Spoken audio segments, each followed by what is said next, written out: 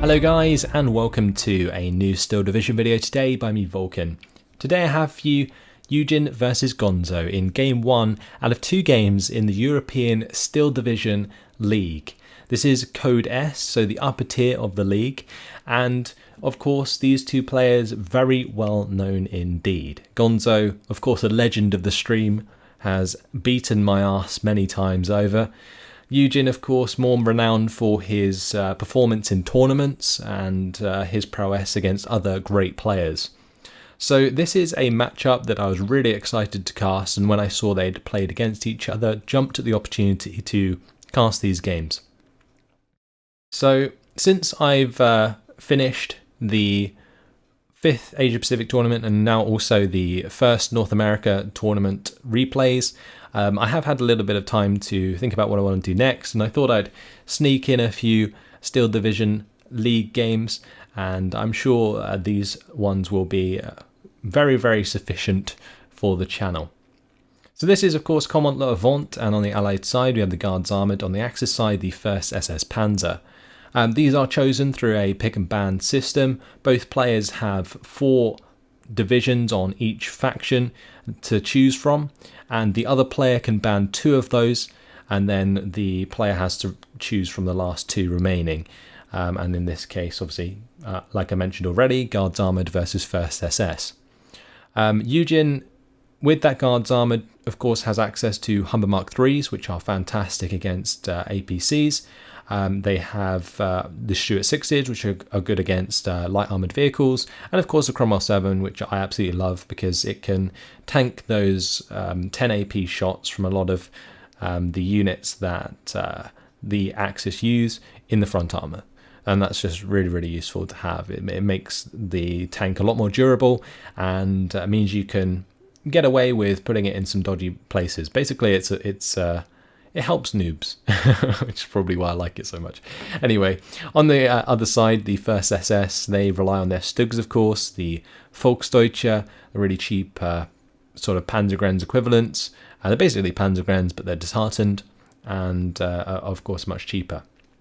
So that's something that Gonzo can definitely make use of. But Gonzo, an inherently very aggressive player, and it'll be interesting to see how he goes about exploiting an advantage early on with the 1st SS, because I believe they kind of struggle in some ways because the Stugs can be quite unreliable at sort of fast engagements. They are self-propelled, of course, so they suffer around the edges of tree lines and hedgerows and such.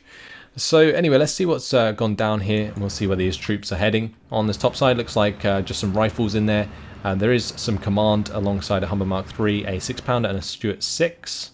For the mid is going to be a Stuart 6 and an M5 half-track with some motorised rifles. Then we've got Humber Mark III on the bottom side with the 6-pounder. On the side of Gonzo, we have some Sturm Pioneers. There's also going to be plenty of Volksdeutsche. There's an IG-18 coming in with the 251. There's the 232, 222 and Panzerjäger Stug for the bottom side. On the top side is going to be Sturm Pioneers backed up by more Volksdeutsche. There's also going to be the command in there and a Volksdeutsche for the top side.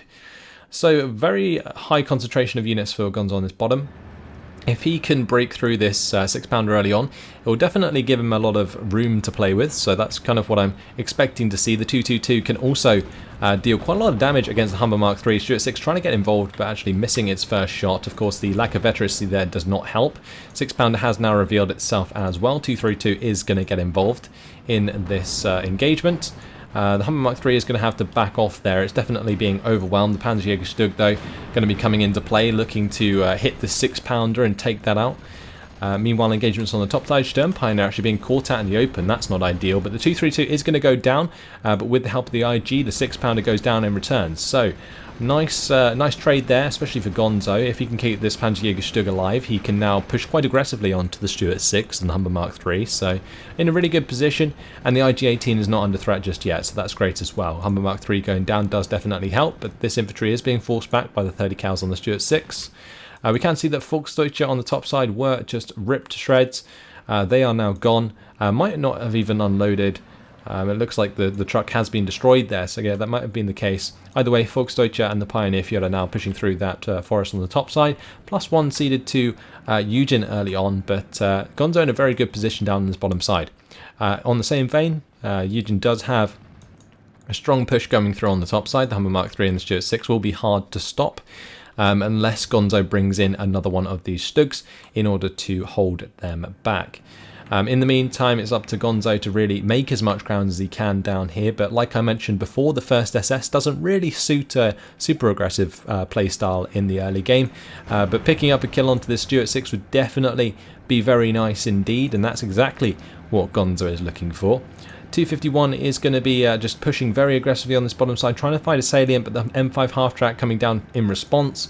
Motorized rifles also going to try and get into this area of trees so that it presents a threat against any vehicles nearby. On the top side, the VulcanHDG are coming under attack from the Stuart 6. YueJin will want to get the 30 cals on target, so you'll see him try and close the range there to 600 meters, where those 30 cals start to come into play. That allows you to pin down infantry very quickly and also do a lot of damage in the process. That Stug there, unlucky to kill the M5 half-track in one shot. Although the 232 might be able to finish things off. This 222 has used up all its 20 more ammunition now under fire from the Stuart 6. Stug 3 is going to be moving forwards to try and take care of that. Meanwhile, it looks like, I don't know what's quite happened here, but YueJin's somehow managed to avoid these units quite nicely. But the Pioneer Fielder has found the motorized rifle leader, and that's going to destroy them with the grenade. Yep, that takes away the command from the rifles up there, and that could be quite dangerous. On this top side, however, the VulcanHDG are not lasting very long against the Humber Mark III, especially with the help of the Recce spotting those. The rifles in the mid going to be pinned down by VulcanHDG. We can see the Sturm Pioneers taken out by the rifles, though. That's very nice. Small salient for Gonzo on the top side, but swiftly cut off by that half-track. So ground still being trying to be made down here, but the Stuart 6s seem to be holding the ground for the time being. Motorized rifles have opened up onto the VulcanHDG. They're going to be hit by the 232 and the IG-18, so I expect them to be pinned very quickly indeed. Stug 3 finally coming in for this top side and will definitely present a large threat against the Humber Mark III and the Stuart 6. 6-pounder kind of just hanging back. Might be hard for the Stug 3 to kill, however it doesn't have any veterancy nearby, so that will take a while to kill a Stug. Either way, 232 going to be charging those motorized rifles down. Was looking for the surrender but found the kill. Not too shabby. Stug 3 still trying to edge its way forwards, get into the 1000 meter range of the Stuart 6. I think he's being very careful though of an engagement from two sides here, because the Stuart 6 could engage from this side and then the Stuart 6 comes around from the bottom, and yeah, that could not end very well. Either way, we can see that this infantry completely surrounded the VulcanHDG, surely going to get surrender at some point. These Pioneer Fielder used up their grenades, so they're not very strong at the moment either. We can see that the M5 half-track going down there was quite nice though to the Panzerschreck of the VulcanHDG. The 232 also going down to the Stuart 6. YueJin doing a good job of holding back Gonzo for the time being. Moving into Phase B, however, things could get quite difficult with the arrival of a Panther, especially on a map like Command-le-Vent, where this centre section can just be absolutely dominated by a strong 1200 meter vehicle. The Stug 3 here, that's going to have to back off from the Cromwell 6 just because it can't match the range, and therefore the Cromwell 6 will start to punish the morale of that tank. Either way, IG-18 has been brought in here. That's going to be used to take on this 6-pounder, and honestly this is really smart from Gonzo, because as long as this IG-18 remains alive and engages the 6-pounder at the 1000 meter range, it allows the Stug 3 to do its job. And this Stug 3 can kill the Humber Mark III and the Stuart 6 very easily as long as that 6-pounder is neutralised. So bringing in the IG-18 with the Stug 3 is just absolutely perfect. Really, really smashing job there by Gonzo to identify that and pull it off. So really, really nice. If there was a Cromwell 6 on that top side, it may have been a bit of a different story, because the Cromwell 6 could then engage the IG from 1200 meter range and then the Panzerjäger as well. And that could have ended very badly. But in this case, nope. It worked out perfectly for Gonzo. The Cromwell 6 is in the mid here, and that's not necessarily a bad place to have the Cromwell 6, but of course YueJin probably would have liked to have that on the top side at that point. Either way, if he manages to keep the Stuart 6 alive, it's not the end of the world. He's still at a +1 and still in a very strong position in the match. 222 is going to be taken on by the Stuart 6. All of the infantry that was in here has been taken out by the motorized rifles, so that's really good job there by YueJin to neutralize those units, because they would definitely present a big threat if YueJin wanted to play around with the Stuart 6 flank onto these Stug 3s. This Stug 3, however, is going to be fast moving into the face of this Cromwell 6, and the Cromwell 6 is going to have to be very careful. It's going to have to fall back if it can, because it doesn't want to get caught out by the main gun of this Stug 3 at that range. Otherwise, there is a very big chance that it will die. So you can see again the Stug 3 going to be trying to engage the Cromwell 6. Unfortunately misses this time around, but it's dangerous to have that engagement going on. Nice job though there by YueJin to surrender some Volksdeutsche and also neutralise the IG in the process. 222 is going to have to back off with the advance of the Stuart 6, and this Panzer Grenadier is just sitting in a really tough spot right now, waiting to be surrendered. But it has gone back to only 51% for YueJin, and that's not enough now for a +1. Okay, now it moves into 52 again. But as you can see, the points ticking up very slowly for YueJin. Gonzo's staying in the game and has brought in his third Panzerjäger Stug. Now if he can get another sneaky engagement there, fast moving into the range of the Cromwell 6, it could really do him a lot of favours. If he finds the Cromwell 6 kill, it opens up once again the Stuart 6s to be taken on by these Panzerjäger Stugs, and now he has a second one.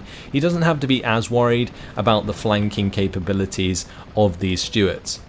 So there, the Stuart 6 trying to run down the Panzer Grenadiers has left itself in a very dodgy position, gets track wheel destroyed, gets actually destroyed, and that is a lovely kill for Gonzo, relieves a lot of pressure on that bottom side, allows the 251 half-track to continue to push once again, and might bring him back quite a lot of ground, especially if these Stugs continue to support it.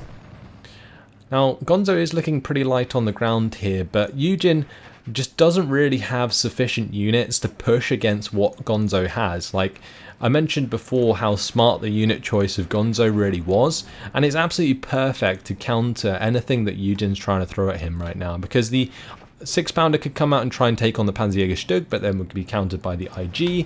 If the rifles try and run across the open, they will be mown down by the half-track and also the IG again. There's just a really nice combination of units up there that's making things difficult for YueJin to make ground. Meanwhile, with that Stuart 6 dead on the bottom side and the Cromwell 6 behind line of sight of this tree line, the Stugs are really taking advantage of that. They're going to kill the Crusader AA Mark II. The Panzerjäger Stugs can now continue forwards and maybe take out the Stuart 6. That Crusader AA is very important as well for Gonzo, because he will have access to the Ju-87, I believe, in Phase A, and that's something that he could use to absolutely rip through YueJin's armour now that the AA is gone. The 251 is going to be taking a nice salient on that bottom side, and we can see that AA is coming in for Gonzo, so he may be looking for an airstrike sometime soon. We are into Phase B, so there are plenty more options available. Command is coming in to accompany these Stugs, give them the 2-star veterancy that would be very nice for the engagement versus these Stuarts. And there's also, I think, a Panzer Grenadier squad coming in possibly as well. So this Panzerjäger Stug, yeah, looking for that 1000 meter range engagement. YueJin knows better than to let that continue. However, with the Stuart 6 coming through at close range, it looks like the Stug was ready for that one. But with these Volksdeutsche soon taking control of this tree line, this Stuart 6 will have to back off indefinitely. Another Stug on the way. That's come down from the top side to now assist on this bottom side, where Gonzo really feels like he has a lot of control. If the Panzer Grenadiers can unload very close, they're going to get the Panzerschreck off, and job well done. It's actually a Panzerfaust, of course, but really good job there by Gonzo, just ambushing that Stuart 6 entirely. Oh, and the lovely shot there onto another Stuart 6. Both of the Stuart 6s now dead on the bottom side. Half-track's gone as well, which means that these Volksdeutsche will not be pinned down as they continue to push forwards. And the control on this bottom side of the map has just turned completely in favour of Gonzo, working around these Stug 3s so damn well. The 251 going to be pushing very aggressively now. Panzer Grenadiers seeking out the motorised rifles in these trees, so that these Panzerjäger Stugs can continue without being at risk from Piet shots. The Cromwell 6 is trying to hold back the Stug, but with 3 on the board. It's only a matter of time until one of these decides to fast move its way towards the Cromwell 6. And at the moment, things really aren't looking too good for YueJin. He's really going to have to rely on this Sherman 5, for example, to kill off basically all of them at this point. He could rely maybe on a 17-pounder or even a Firefly, but Gonzo certainly starting to rack up the territory, bringing him now to the +1. We can see that the Pioneer Führer is moving into this tree line. As it gets the grenade off, it would be really, really good for the motorized rifle leaders. And if they try and retreat, they're just going to retreat into the path of the Panzergrenz and the Volksdeutsches machine guns anyway. Command goes down, which is really important because now these motorized rifles can be surrendered. And that might occur to this 251. However, it looks like they're just going to get absolutely destroyed by the Stug and also the SDKF Z7.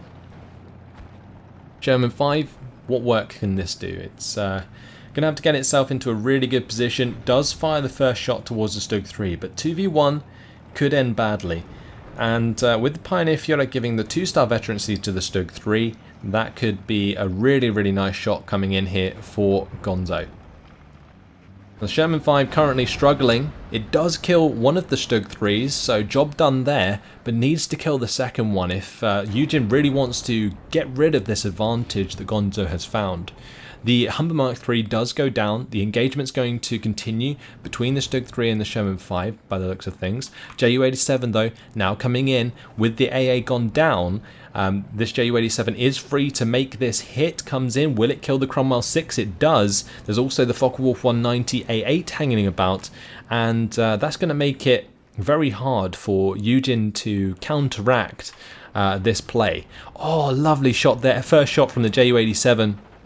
Kills the Sherman 5, and it takes away the advantage that YueJin would have had, because at 2 Shermans versus 1 Stug 3, the Shermans would win every time. But now things back to 1v1, and that doesn't necessarily work in favour of Gonzo due to the Sherman 5 aim time, but it still means that Gonzo has a better chance than he did. And this Stug 3, well, that's in a really nice position in the mid here, going to be trying to take out some of the support vehicles so that the infantry, these pioneers, can start to push through the tree line. The IG-18's actually challenging the Stuart 6 quite well, because the Stuart 6 only has 1 HE at that range. The 6-pounder does take out the half-track there, and the Stug 3 now takes out the Humber Mark III. But we're looking at 55% territory lead now. And wow, nice shot there at close range. Does hit, driver knocked out, means that the Sherman 5 cannot retreat. Second shot bounces. This Sherman 5 very, very lucky at that range. That is 800 meters. That's 16 AP versus 11 armor right now. Of course, the Sherman has 13 AP versus 8 armor, so the Sherman, or the Stug 3, just as lucky that that did not penetrate. And yeah, even engagement there. Both players going to back off. Don't want to test their luck too much. But either way, Pioneer Führer is still alive, providing that veterancy, which is really nice. The motorized rifles are going to reveal themselves by firing at the Pioneer Führer. The 251 might be able to now get involved. But these Pioneers, they're cleaning out the forest on the top side. The IG-18 there has been forced to fall back, but when it recovers, will be able to take out the rifles that are trying to advance forwards with the help of the Volksdeutsche on that top side. And once again, the Sherman 5 coming round the corner does actually engage the Volksdeutsche, takes a critical of the track wheel damage, and is going to have to back off. But now we see a Firefly 5C on the way, and that's a completely different story for the Stug 3, because that's now, you know, 16 AP versus 8 front armor, if it engages at 1,200 meter range. Obviously, the closer you get, for every 100 meters you're closer to the target, you get 1 more AP. And that's how the penetration values work. So Sherman 5 again going to be engaging infantry, whilst the Stug 3 engages the Sherman 5. That's really, really bad news for YueJin, because now the Sherman 5 is in a really bad position, but the Firefly's even worse. It gets taken down in one shot by that Stug 3, does not stop quick enough, and gets taken out. That's absolutely devastating for YueJin, leaves him in an awful position. And with this Sherman 5 almost completely pinned, one more shot from that Stug 3 should solidify the kill onto the Sherman 5. It doesn't actually hit, so it doesn't pin down the Sherman. One more shot should do it, regardless of whether or not it hits. Now the Sherman 5 is going to have to back off while it's got a track wheel damage. The 25-pounder might just save the day. But still, YueJin just really in a tough spot right now. And it's only a matter of time until Panther arrives, and here it comes. We're midway into phase B. YueJin knows he's in a tough spot, is going to surrender the first game after 17 minutes and 8 seconds. What an absolutely dominating performance there from Gonzo with those Stug 3s. Wonderful game. 1,395 kills in the end to 685 losses. So more than a 2-to-1 KD. Absolutely fantastic game. The Stuart 6s didn't quite do the job. They were kind of outclassed by the Stug 3s throughout the entire game. And in the early phases, I really felt like a Cromwell 7 actually would have been quite nice. Just because it has that chance to obviously kill a Stug 3 whilst also having the durability to bounce plenty of shots. Whereas the Stuart 6s, although in this case were quite lucky, they obviously cannot match up at 1,000 meter range ever, whereas at least the Cromwell 7 in phase A has a chance. And that's something that I think maybe YueJin was lacking, but at the same time, he was looking for that sort of dual 2v1 engagement. Unfortunately, Gonzo didn't really let that happen. His micro falling the Stug 3 back and sort of ceding a bit of ground before he got another one in was just really smart. The play around the top side with the IG-18 and Stug 3 combo to get rid of all of those different units was just absolutely wonderful to watch. So a really high class game that ended in Gonzo's favour. The Panzerjäger Stugs really coming to fruition. Humber Mark 3s, M5 half tracks, not massive kills, but the Stuart 6 is going down, definitely relinquishes a lot of control. This one taking out the Firefly was just absolutely perfect for Gonzo, and obviously taking out the Crusader AA Mark II early on enabled the Ju-87 to come in, kill the Cromwell 6, kill the Sherman 5, and that opened up the rest of the map for Gonzo for the rest of the game. And yeah, that's pretty much the story. So an absolutely fantastic game, really exciting actually. I will be moving on to a second game between these two players, so we'll have to see if that is just as good. But in the meantime, hopefully you guys enjoyed it. Thanks for watching, and I'll see you in the next one. Goodbye.